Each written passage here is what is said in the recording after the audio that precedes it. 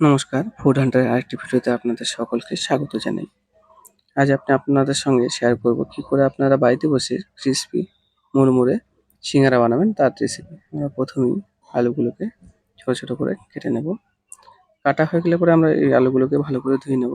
ধোয়ার পরে আমরা প্রেসার কুকারের মধ্যে দিয়ে দেব এবং প্রেসার কুকার হাই ফ্লেমে বসিয়ে দেবো গ্যাস উনুনে।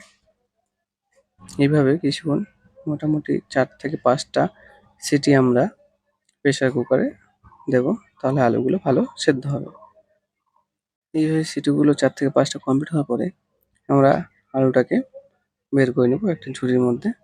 জলটাকে সম্পূর্ণ ছেঁকে নেব।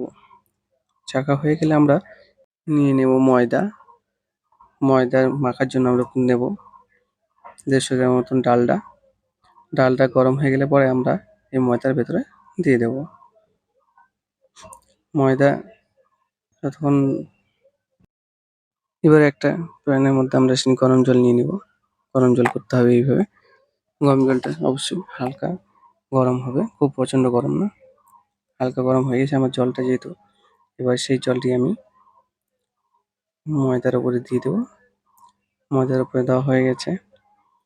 এবার ময়দাটাকে ভালো করে মাখার পালা। বেশ অনেকটা সময় লাগে ময়দাটাকে মাখতে। মাখছি এবং হালকা, হালকা জল লাগছে, তাই হালকা, হালকা জলও দিচ্ছি। আমার ময়দাটা প্রায় মাখা হয়ে গেছে। এবার এই ময়দাটাকে আমি রেখে দেবো সেট হওয়ার জন্য কিছুক্ষণ, মোটামুটি আধ ঘন্টা। কাপড় দিয়ে ঢেকে দেবেন আপনারাও যদি পারেন। এবার একটা কড়াই নেবেন, কড়াইয়ের মধ্যে দিয়ে দেবেন তেল। এবার তার উপর দিয়ে দিলাম আমি শুকনো লঙ্কা। শুকনো লঙ্কাগুলোকে নাড়াচাড়া করতে থাকুন যতক্ষণ পর্যন্ত না শুকনো লঙ্কাগুলো কালো, কালো হচ্ছে। আমার লঙ্কাগুলো কালো হয়ে গেছে। এরপরে আমরা দিয়ে দেবো এর মধ্যে পাঁচফোড়ন। পাঁচফোড়নগুলো একটু ভেজে নেব। এবার এর মধ্যে দিয়ে দেবো আদা বাটা। আদাটাকেও আমি একটু ভালো করে ভেজে নিচ্ছি। সম্পূর্ণ মিশ্রণটাকে ভালো করে ভেজে নেওয়ার পরে এবার আমি এর মধ্যে দিলাম লঙ্কার গুঁড়ো, হলুদের গুঁড়ো, জিরের গুঁড়ো দিয়ে এবার ভালো করে মিশ্রণটিকে ভাজতে হবে।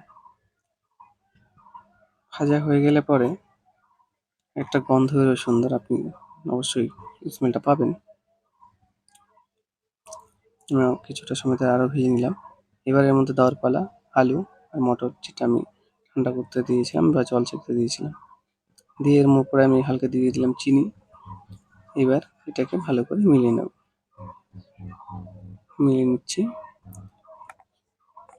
আমার মোটামুটি সিঙ্গারা আলুটা রেডি, মেলানো হয়ে গেছে। এবার ময়দা আমি লম্বা, লম্বা করে নিচ্ছি এবং ছোটো, ছোটো করে গুলি কেটে নিচ্ছি।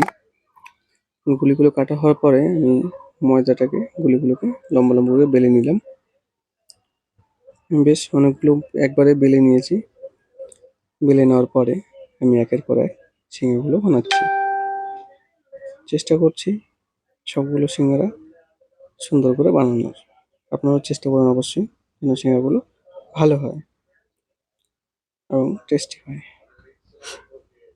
টেস্ট না হলে তো খেতে ইচ্ছে করবে না। যেহেতু আমার দোকানে বানাই, তো অবশ্যই আমি চেষ্টা করি সিঙ্গারাগুলো যেন টেস্টি হয়। এইভাবে আমি একের পর এক সিঙ্গারাগুলো বানাচ্ছি। আপনারাও বানাবেন। আমার সিঙ্গারা সব রেডি করে ফেলছি। এবারে এগুলোকে দোকানে নিয়ে গিয়ে ভাজার পালা। তেল আমার হালকা গরম হয়েছে। এবার সিঙ্গারাগুলো তেলের মধ্যে দিয়ে ব্রাউন অবস্থায় ব্রাউন করে ভেজে নেব। দেখুন ভাজা হয়ে গেছে। এইভাবে ভাজবেন। এবার আপনাদের সিঙ্গারা রেডি।